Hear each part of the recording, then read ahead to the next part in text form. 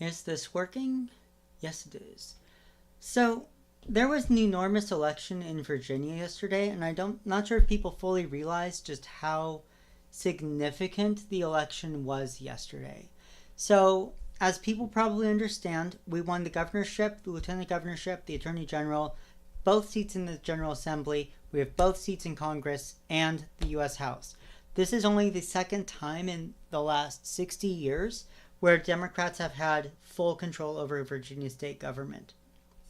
Um, and so we did see progress in the first 2 years, but if you scroll back, you had Republican control over the state house starting in 1998. Before then, John Warner was their representative in the Senate, and the last time you had um, a Democratic majority across the board in Virginia was in the mid 1960s.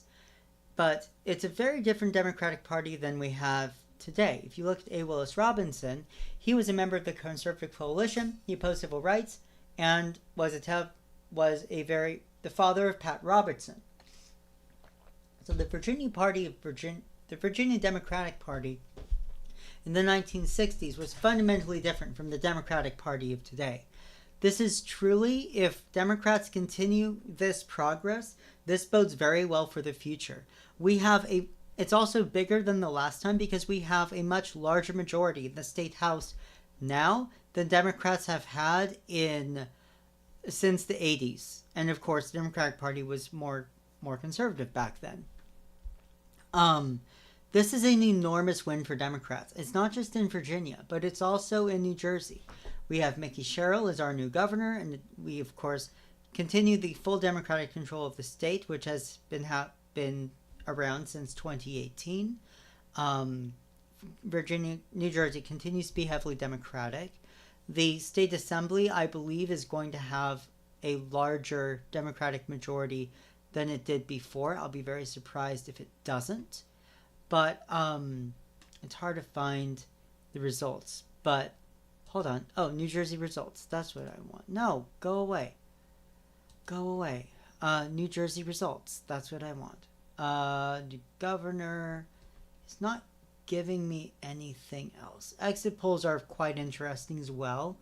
Non-white people voted for Sherrill. You saw enormous African Americans are back to supporting Democrats. Latinos are back to supporting Democrats compared to last year. It really was just last year that we saw a massive reduction in support for Democrats from African Americans to Latinos. It looks like that change is over. So the Democratic coalition survived, at least in New Jersey. Let's check Virginia. If we look at Virginia's exit polls, we find that we're back to the split we're used to. 67% Hispanic, 93% of Black. That's what we expect. Little less support among Latinos in Virginia, but it does appear that the support for Democrats among Latinos and African Americans is back to historical levels. Last year was a blip, not a trend, from what we can see so far. So no matter how you look at it, yesterday was an enormous win for Democrats. Mamdani should be a really good mayor. I'm really excited for him to be mayor of New York City. We have James Solomon will have a runoff. He's probably going to be the next mayor of Jersey City, where I live. No matter how you look at it, yesterday was an enormous win for the Democrats, an enormous loss for Donald Trump and the Republican Party as a whole. Americans yesterday said, we are done with Trump, said, we are done with the Republicans.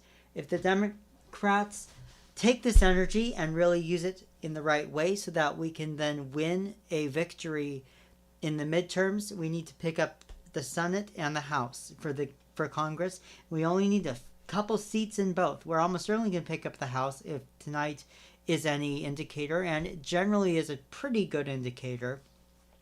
And the other thing I looked at is if you look at the margins in Virginia, Spanberger won with 57% of the vote versus 53% in 2017. So the margin that Democrats won by yesterday was larger than before. And if you look at Spanberger, what are her positions? She says she's a moderate Democrat, supports abortion, and if we look at her caucus memberships, she's a New Democrat. So the Democrats who won are moderate. So we can say, is this a win for moderate Democrats in general? It's hard to say for sure, because if you look at the New York City mayoral election, New Yorkers actually had the choice between the progressive Mamdani and the moderate Andrew Cuomo, who has been beset by scandal, and the New Yorkers chose Mamdani. The question is, will that continue to the rest of the country? And as I blogged about yesterday, I believe that as we see more progressives running, more progressives winning primaries, we're going to get more data on whether progressives are more electable. As we saw last year with Harris, she ran a relatively moderate campaign, and she underpolled Democrats in several key states, such as Michigan, such as Pennsylvania. So that I believe the evidence is pointing towards progressives being more electable, but given that we have first past the post for these elections, and we didn't have a progressive versus a moderate Democrat versus a Republican on one ballot in Virginia or New Jersey, it's hard to say for sure. The only state place we have that is New York City. Maybe that's just more liberal than the rest of America. Of course, they did have Rudy Giuliani 25 years ago as mayor, so take that as you will. I find it a little hard to believe that New York City is that way, but, we'll see. But we do find that from what I see so far, mayoral election, Mamdani won. The Republicans only won 7% of the vote, so it really looks to me like it was a repudiation of the Republican Party as a whole. And so we will see next year if I am correct. Maybe it's just a lucky fluke. Again, small sample size. We will have about 30 governorships in every seat in the House next year. That will really show us for sure whether Americans really repudiate Trump or not. So moving forward, the job of the Democratic Party is to make sure we get candidates ready to run for election in the midterms now.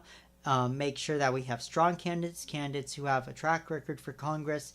Make sure who can win. Make sure we have people who, once they win, are going to be able to deliver and are able to fulfill their promises and not going to back away from their promises. Make sure they're people who already have track. If you're running for Congress, I believe you should already have been elected to either a state legislature or a local election, just so there's already a track record of you being and saying who you truly are. We cannot afford people getting into Congress like John Fetterman, who appear to be one way and then vote the other way when they're in Congress. Probably that's due to his seizures that he's been having, because he's become pretty disabled from that, which is very sad. But it's very important to get people who have some track record fulfilling their positions. So if you want to start running for Congress and you're not elected right now, now is the time to run for city council. Now is the time to run for county council. Now is the time for the Democratic Party to get people to run. Now is the time to do all of that work over the next couple months so that we can hit the midterms in June running for Congress and for governorships and state legislatures, all of which are going to be up next year, which are going to be absolutely fundamental. If you believe you're someone who has a good vision, someone who wants to contribute to their society, someone who wants to serve your community, now is the time to run for city council. Now is the time to run for county council, run for the state legislature, run for those things. This is the time to do it. So I think we're going to get through this. I think we're seeing pretty clear signs with the approval ratings and yesterday's elections that Americans are ready to move on from Donald Trump, that we don't support Donald Trump's positions. I think it's very clear that he is not going to get much else done legislation-wise over the rest of his presidency. I think he's a very weak president, even though he does a lot of bombastic things. In terms of actual policy, he has been a very weak president. Democrats need to respond with a very strong president with a vision, and I believe that is going to give us a real win in the next election, and I cannot wait for that to happen. So have a good night, good luck, get involved, get ready to lobby in January. Every state legislature basically will be in session in January. If there's something you want to be done at your state, January is the time to get involved. Find the group that's working on the project and sign up to volunteer, sign up to lobby, and do what you can. If we all pitch in, we will get through this and get the right. I really believe if we get the right Democrat running in 2028, someone who will provide, who will really deliver progress and make a good change to this country, I believe that our next president will win re-election. I believe our next president, with a good Congress, should be able to pass serious legislation, either debt-free college or universal health care. If we can pass either one of those, we are very close to winning re-election in 32. Keep the economy strong. Don't screw up on foreign policy. Nothing like the withdrawal from Afghanistan, nothing like the Gaza war, and nothing like the Russian invasion of Ukraine. And we will be able to win not just in 2028, but 2032. And if you want to run for Congress in 2032, the time to start running for local office is now. You're probably not AOC. Get 2 to 4 years into the state legislature, and then you will be a very viable candidate and the top of the list for House races. And that is what is happening. I'm very excited.